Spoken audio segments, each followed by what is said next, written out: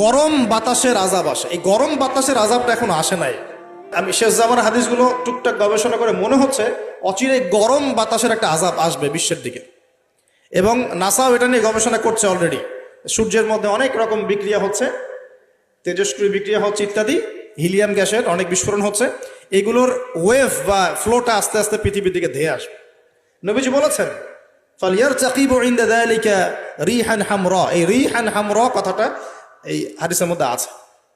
তিরমিজির 2211 নম্বর হাদিস এটা আছে। গরম বাতাস ধেয়ে আসবে পৃথিবীর দিকে, গরম বাতাসের আযাব। গরম বাতাসের আযাব আসবে, ওয়াজালজালা এবং ভূমিকম্প। অন্য হাদিসে আসছে সানাওয়াতু জালাজিল, ভূমিকম্পের বছরগুলো। আর আসছে মুতানুন শাদীদ, বড় মহামারী। আর খসফুন মানে এই যে জমিন ধসে যাওয়া, মাসখান মানে চেহারা আকৃতি বিকৃত হয়ে যাবে। আর কযফান একটা আছে, কযফান মানে পাথরের বৃষ্টি বর্ষিত হবে। এই আযাবগুলো কখন আসে? এই পাপগুলোতে মানুষ যখন লিপ্ত হয়। আর আমাকে বলেন দেখি, এই পাপগুলোতে আমরা কম বেশি লিপ্ত আছি কি নাই? আর বড় বড় বস্তুবাদী শহরগুলোতে এই পাপগুলো বেশি না? এখানে মানুষ ওই হাদিসের উপর আমল করছে। এখন কোন হাদিস?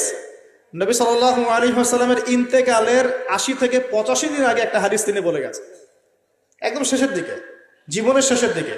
ওই হাদিসটাকে বলে হাদিসে জিবরিল। কি বলে?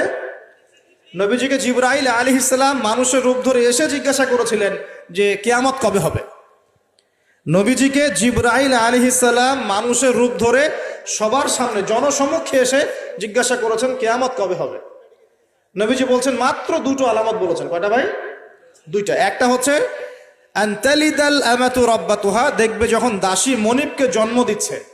দাসী মনিবকে জন্ম দিচ্ছে মানে কি? সমাজের ন্যায় অন্যায়, হক বাতিল, হালাল হারাম, এই যে মানদণ্ড সব উল্টে যাবে। হালাল হবে হারাম, হারাম হবে হালাল, ন্যায় হবে অন্যায়, অন্যায় হবে ন্যায়, হক হবে বাতিল, বাতিল হবে হক, জায়েজ নাজায়েজ, নাজায়েজ জায়েজ। হ্যাঁ, মানুষ এই মানদণ্ড চেঞ্জ করে না এখন। বুঝতে পারছেন না মনে হয়?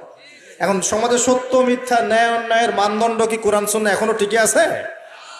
এখন মানুষ নিজে যেটা ন্যায় মনে করে সেটাই ন্যায়, নিজে যেটাকে অন্যায় মনে করে সেটা অন্যায়, নিজে যেটাকে ভালো মনে করে সেটা ভালো, নিজে যেটাকে খারাপ মনে করে সেটা খারাপ।